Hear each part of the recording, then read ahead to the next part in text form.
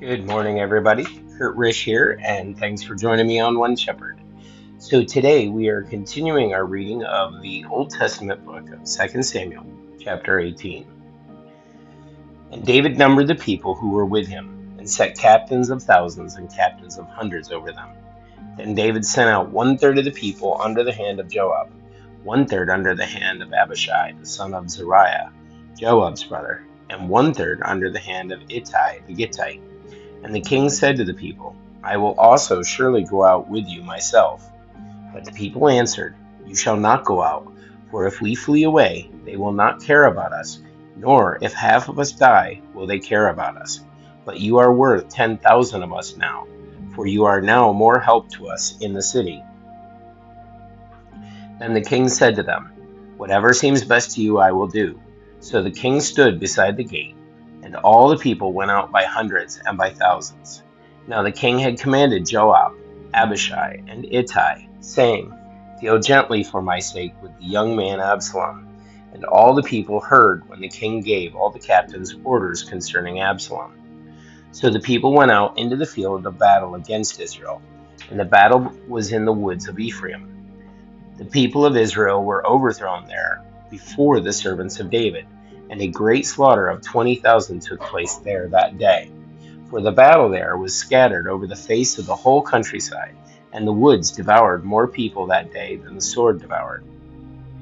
Then Absalom met the servants of David. Absalom rode on a mule. The mule went under thick boughs of a great terebinth tree, and his head caught in the terebinth. So he was left hanging between heaven and earth, and the mule which was under him went on. Now a certain man saw it and told Joab, and said, I just saw Absalom hanging in a terebinth tree. So Joab said to the man who told him, You just saw him? And why did you not strike him there to the ground? I would have given you 10 shekels of silver and a belt. But the man said to Joab, Though I were to receive 1,000 shekels of silver in my hand, I would not raise my hand against the king's son. For in our hearing the king commanded you and Abishai and Ittai, saying, Beware, lest anyone touch the young man Absalom. Otherwise I would have dealt falsely against my own life, for there is nothing hidden from the king, and you yourself would have set yourself against me. Then Joab said, I cannot linger with you. And he took 3 spears in his hand, and thrust them through Absalom's heart, while he was still alive in the midst of the terebinth tree. And 10 young men who bore Joab's armor surrounded Absalom, and struck and killed him. So Joab blew the trumpet, and the people returned from pursuing Israel. For Joab held back the people, and they took Absalom, and cast him into a large pit in the woods, and laid a very large heap of stones over him. Then all Israel fled, everyone to his tent. Now Absalom in his lifetime had taken and set up a pillar for himself, which is in the king's valley. For he said, I have no son to keep my name in remembrance. He called the pillar after his own name, and to this day it is called Absalom's monument. Then Ahimaaz the son of Zadok said, Let me run now and take the news to the king, how the Lord has avenged him of his enemies. And Joab said to him, You shall not take the news this day, for you shall take the news another day. But today you shall take no news, because the king's son is dead. Then Joab said to the Cushite, Go tell the king what you have seen. So the Cushite bowed himself to Joab and ran. And Ahimaaz the son of Zadok said again to Joab, But whatever happens, please let me also run after the Cushite. So Joab said, Why will you run, my son, since you have no news ready? But whatever happens, he said, Let me run. So he said to him, Run then. Then Ahimaaz ran by the way of the plain, and outran the Cushite. Now David was sitting between the 2 gates, and the watchman went up to the roof over the gate to the wall, lifted his eyes, and looked, and there was a man running alone.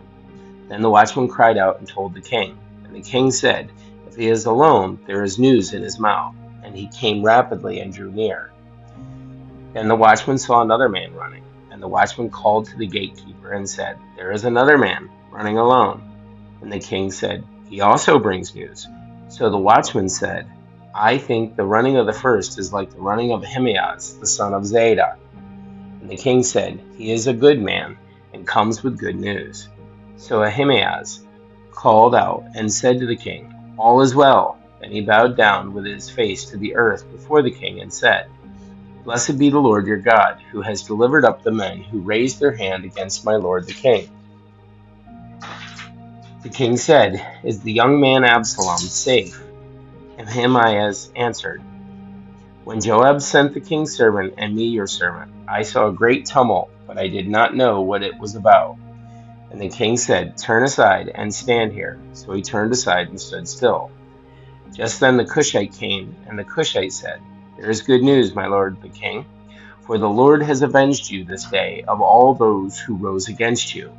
And the king said to the Cushite, "Is the young man Absalom safe?" So the Cushite answered, "May the enemies of the Lord the king and all who rise against you to do harm be like that young man."